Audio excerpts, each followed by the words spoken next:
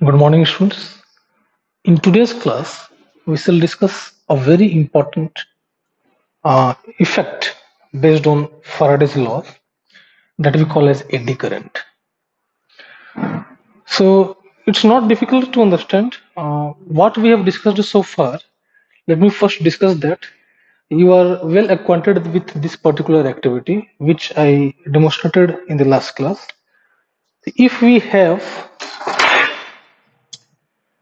say, a coil made up of some conducting material, say copper wire.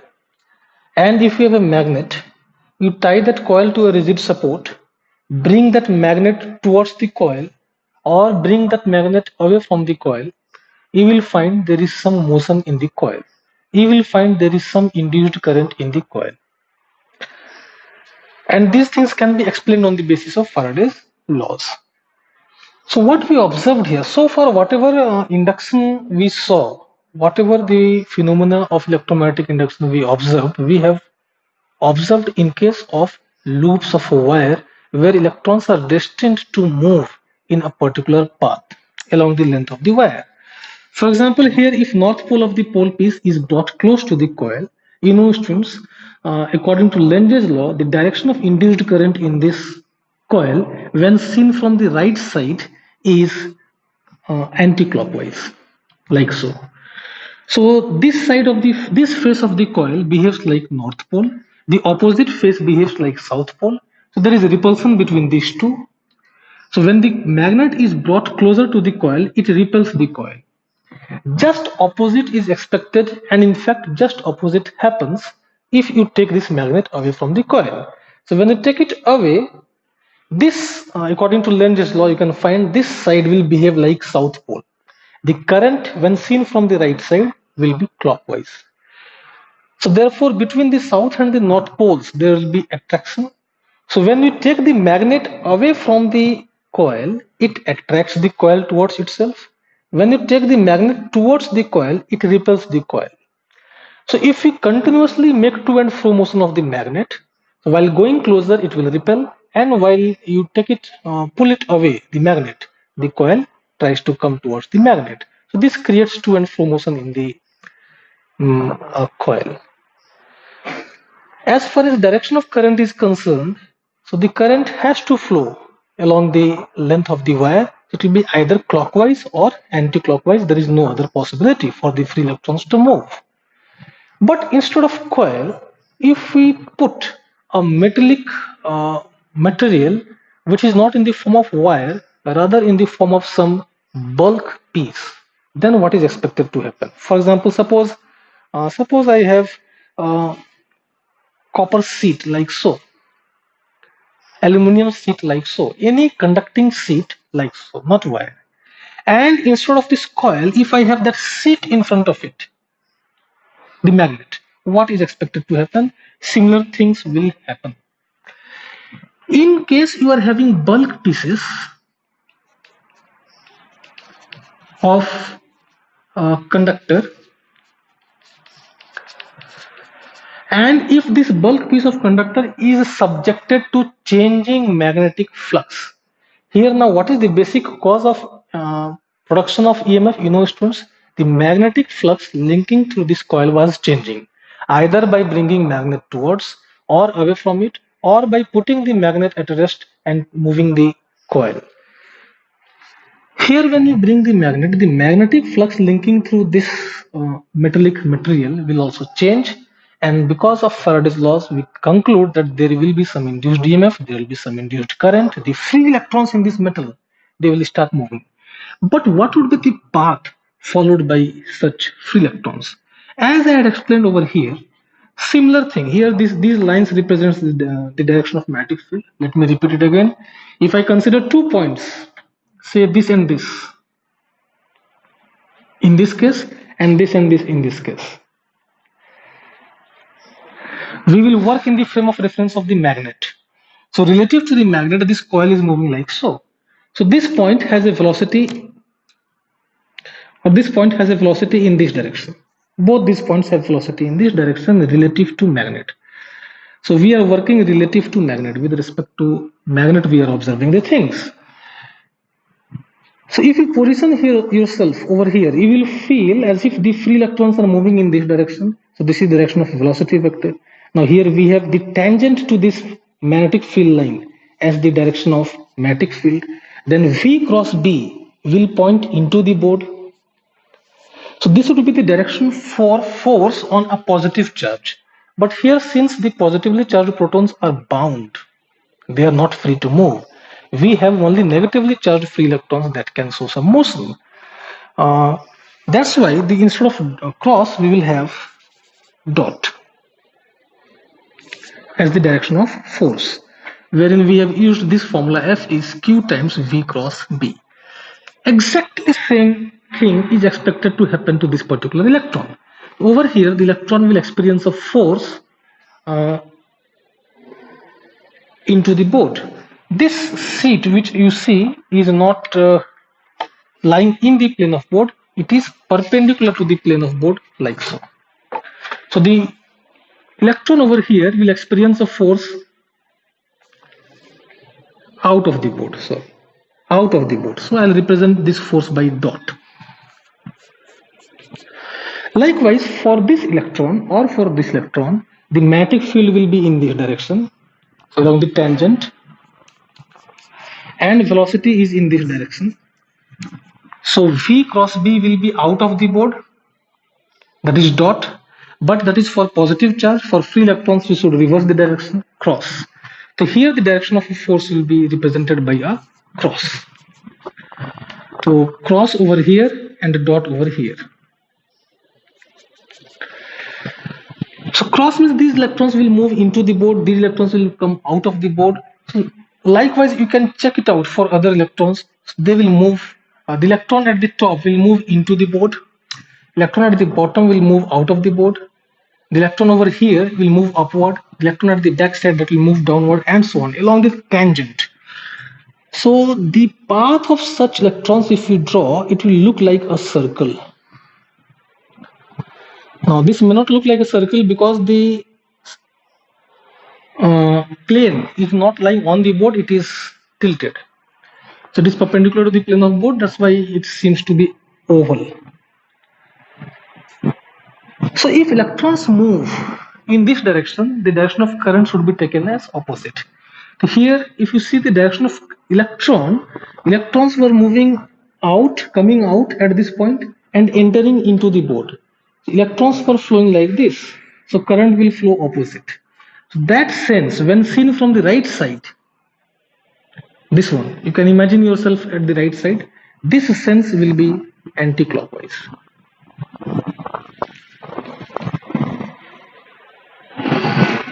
And therefore we say this phase will also develop north pole. Exactly similar explanation.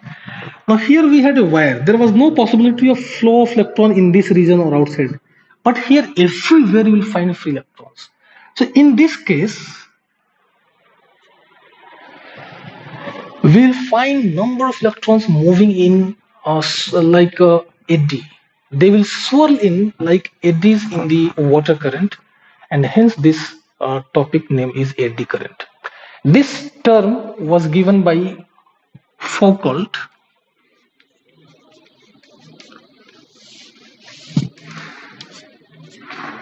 who observed this particular phenomenon. So how do we define eddy current? Whenever a bulk piece of metal, like this one, this is a bulk piece of metal. This is not a wire. It is made up of copper. It is a vessel of copper. So we can consider it as a bulk piece of metal. This bulk piece of metal, if it is subjected to changing magnetic flux, you take a magnet, bring it near and take it away. Just show some relative motion between this copper and this magnet. Whenever a bulk piece of metal is subjected to changing magnetic flux, then currents are induced in that metal bulk. These currents swirl like eddies in water current, and hence they are called as eddy current. But as far as principles are concerned, they are exactly similar to what we have discussed earlier in our earlier classes. Now, to obtain this eddy current, as it has been shown here, we are moving the magnet towards the copper metal. Opposite can be done. You can take this copper metal towards the magnet. Another situation is described in this particular figure. Here you can see there is some metal seat of metal. These are pole pieces of magnet north and south. So the magnetic field will be directed from north to south. That's why I have represented here as crosses. These crosses represent the direction of magnetic field. And in between, in this region of magnetic field between the pole pieces, what we do, we take a metal sheet and make it oscillate between the pole pieces of the magnet. So suppose this is the metal sheet. I'll make it oscillate like so in between the pole pieces of the magnet. Say this is north pole, this is south pole. So what happens the moment this metal sheet enters into the region of magnetic field? Then some magnetic field lines will cut across this uh, surface. There will be some magnetic flux. Earlier, the magnetic flux will be zero or very less because it is outside the region of magnetic field. The moment it enters into the region of magnetic field, there will be an increase in magnetic flux. If there is an increase in magnetic flux, there will be EMF induced. According to Lenz's law, we can find the direction of current. If you see the direction of current in this particular sheet while entering, when seen from this side, the direction of current, you can use Lenz's law. Magnetic field is in this direction. So this face, the front face of this uh, metal, the eddy current which will be developed, it will develop a current in this direction. It should behave like a north pole. Just you can see. It is entering, so it will oppose. So it will behave like a north pole. So the direction of current will be like so. Just opposite is expected to happen when it leaves, when it comes out of the region of magnetic field. Here the magnetic flux linking through this metal plate will decrease. Now Lenz's law says it has to be opposed. So the direction of induced current will be such that it will produce magnetic field in the same direction as the given magnetic field. If you see carefully this figure, here this current, these eddy currents will produce magnetic field in this direction, opposite to the direction of this present magnetic field. But when it comes out, since the magnetic flux is decreasing, according to Lenz's law, the direction of induced current will be so as to increase the direction of magnetic flux. That would happen only if the magnetic field due to the induced eddy current and the original magnetic field are in same direction. Because earlier the magnetic field was in this direction, into the board you can say, if you take north and south poles like so, so into the board means it will be just opposite. These things were discussed earlier, so I guess you understand. So what is the main thing? That while entering and while leaving the region of magnetic field, on this surface of the metal, the direction of induced currents, which are eddy currents, in fact, they are opposite. So the eddy currents will look something like this, like circular eddies which you see in a pool of water. Here, as we have discussed earlier, these cases also, so when the north pole comes closer to this coil or this metal block or sheet, then there is a repulsion between them. In short, we can say there is a tendency of the induced current to oppose the relative motion. North pole is coming close to the coil. This is the cause of generation of induced EMF and induced current. So the induced current will be so as to repel this magnet. It will repel the magnet will also repel this. But if you take the magnet away from the coil, then the direction of induced current is such that it will oppose that movement of the magnet away from the coil. So it will try to attract it. In other words, if you try to bring the magnet towards a metal block, it will repel. And if you try to take that magnet away from it, it will attract. Because of this, and just opposite you can expect, if you hold the magnet fixed and you bring the coil or this metal block towards the magnet, it will be repelled.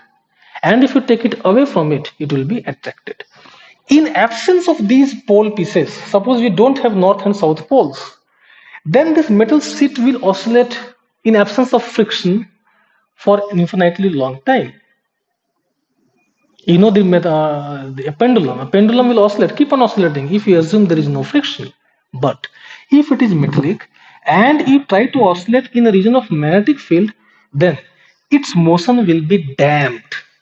Damped means slowly the motion will reduce to zero.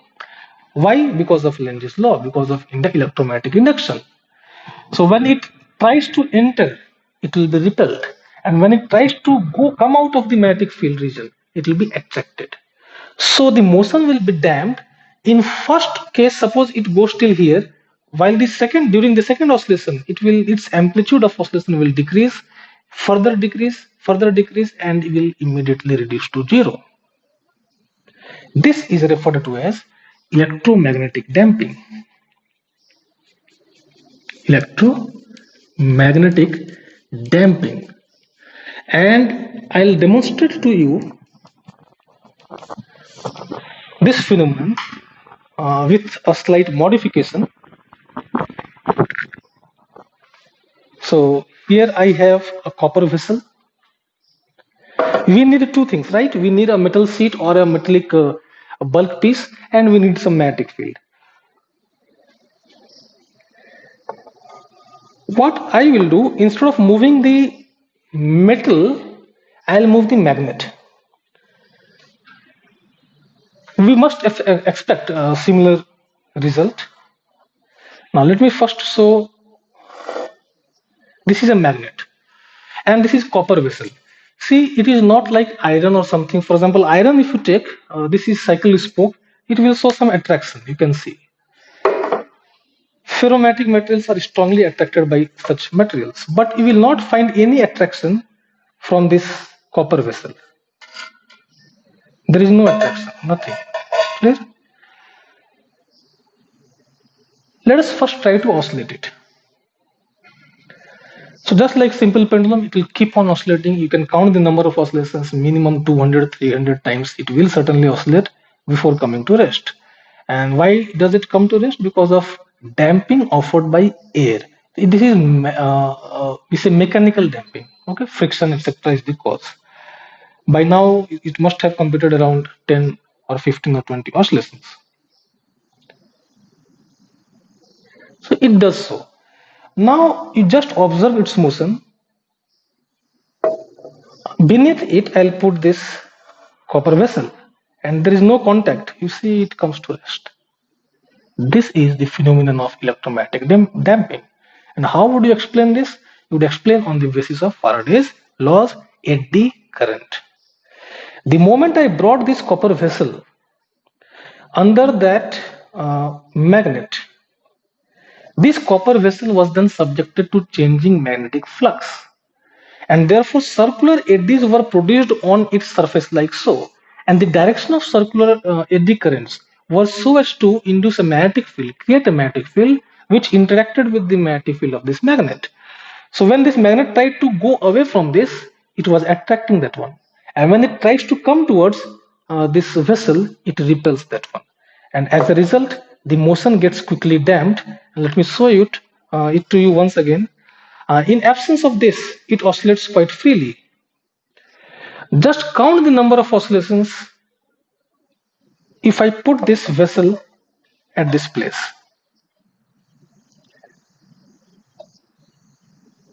Okay. It is touching. Let me make it a bit far. Okay. You see, this is one oscillation, two, three, and fourth oscillation. After that, the oscillations die away. There is little gap. If you make this gap large, say over here, then the effect will be less pronounced and you will not see any appreciable magnetic damping. You will not see. There is, but the effect of that is very, very less because the separation between these two I have increased. So the separation has to be less.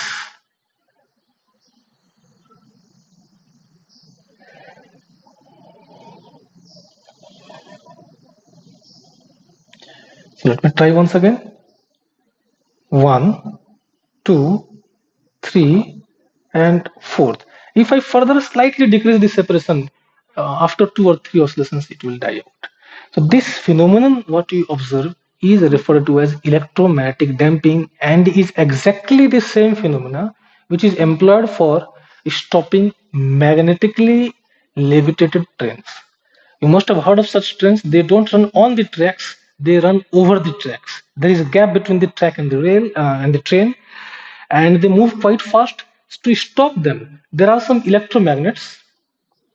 Instead of magnets, they have electromagnets. They will switch on the current. That current will produce magnetic field, and that metallic train and the rails, they are also metallic. The motion of the train will be damped quickly.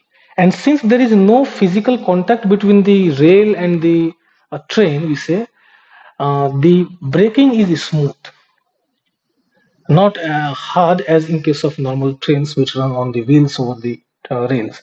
So suppose you can imagine this to be the train. This is your train. Suppose it's not this way. The train we have magnets, but they're actually electromagnets. We don't have permanent magnets. We have electromagnets, but the principle remains the same.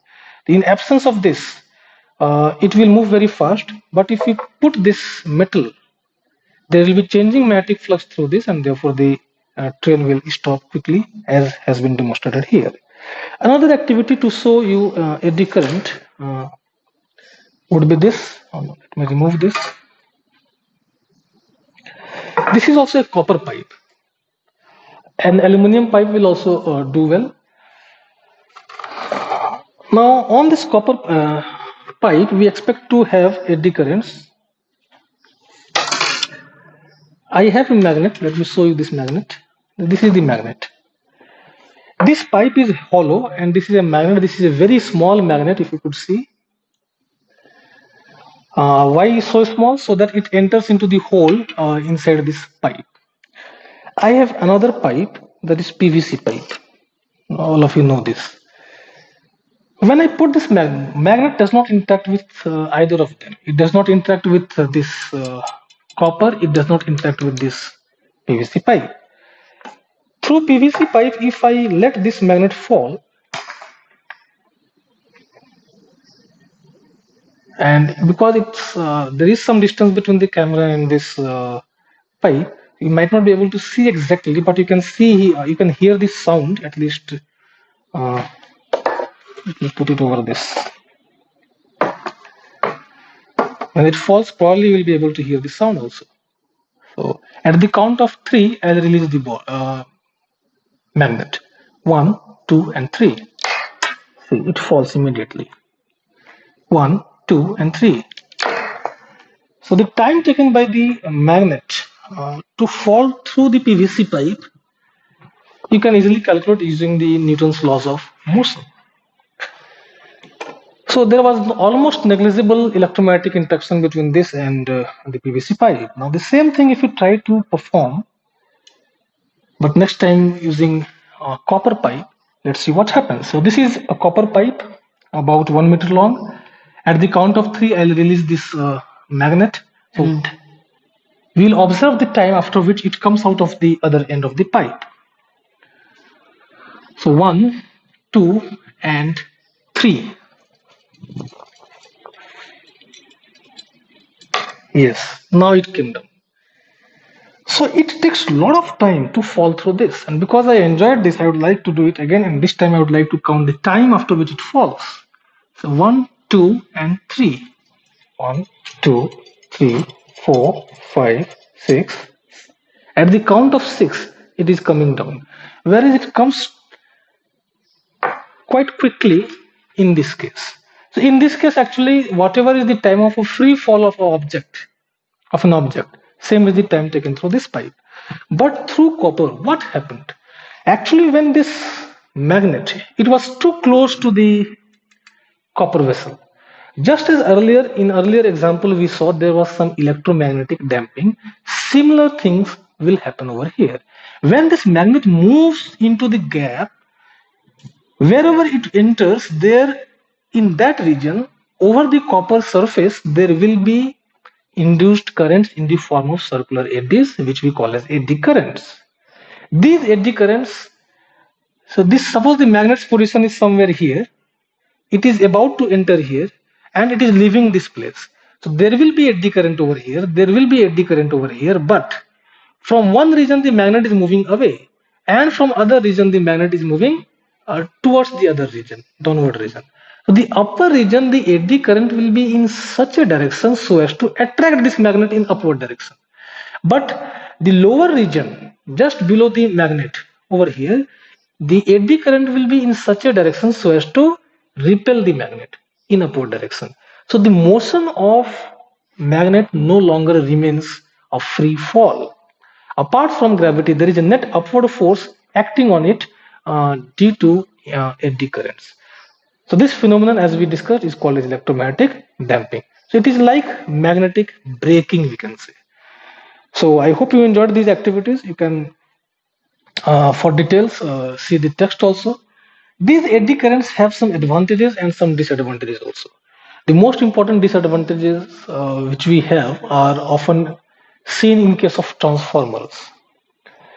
Transformers, they have metal cores. They have some metal cores made up of materials like iron, and they are wrapped with coils, copper coils. So we have large currents through them. So when current flows through those and they are alternating current. Alternating current means the value of the current keeps on changing. So the changing current produces changing magnetic field. So magnetic flux changes and therefore there are induced currents. Large eddy currents are produced in the core of such vessels, such transformers. Suppose this is the metallic core. That metallic core is wrapped with wire like this. So when wire carries some current which changes with time, the magnetic flux linking through this core also changes, and therefore large eddy current is produced in this core. Sometimes this is too large, it becomes very hot and causes damage, serious damages to the transformers. To prevent that, what can be done? The best method, the activity which I demonstrated, which I explained here, this one. Instead of having a complete sheet of metal, what we can do, we can make slots like a comb, like a comb.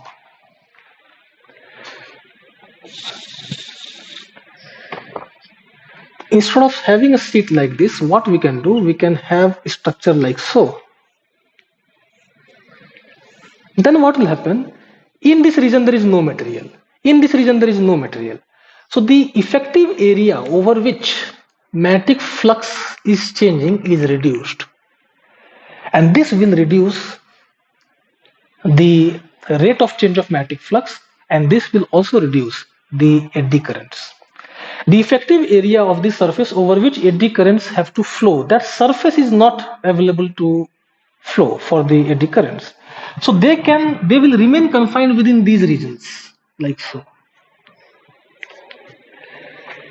Unlike this, where the eddy currents can be on the entire surface in the form of circular eddies, here this much area has been taken out, so we will not have eddy currents in this region. So this is best way to reduce the effective area over which we allow the eddy currents to flow. In transformers, the cores, they are made up of laminated sheets. So laminated sheets are there, and these are insulating in nature. So between two metal surfaces, there will be lamination which is insulating, and these plane of laminations are uh, parallel to the magnetic field direction, so that the direction of eddy currents cuts through these laminated sheets. So they will not have sufficient area for their flow, and therefore the eddy currents will be reduced. But apart from disadvantages, we do have some advantages. The first advantage I already discussed while discussing the demonstration, that is in electromagnetic braking, that is used in some of the trains. There are some other applications. They are used in furnaces. We have some metal like this. Suppose there is a metal, and that metal is wrapped with wire, and high frequency AC is passed. Now, if frequency is high, that means the current will change very fast, rapidly. If the current change is rapid, the change in magnetic field and hence the change in magnetic flux will also be rapid, thereby indicating that the rate of change of magnetic flux will be large, so large that the eddy currents will also be very large. These eddy currents, according to Joule's law of heating, I square RT, will produce large amount of heat. And the heat produced in the metal core will be sufficient enough to melt this metal. So they are also used in furnaces. So this is about some idea about these are some of the ideas about eddy current, their advantages, disadvantages, the cause of their production, how can they be minimized, and so on. Next class will come up with the topic inductance, both self and mutual induction. So till then, take care, read well. See you in the next class. Thank you, students.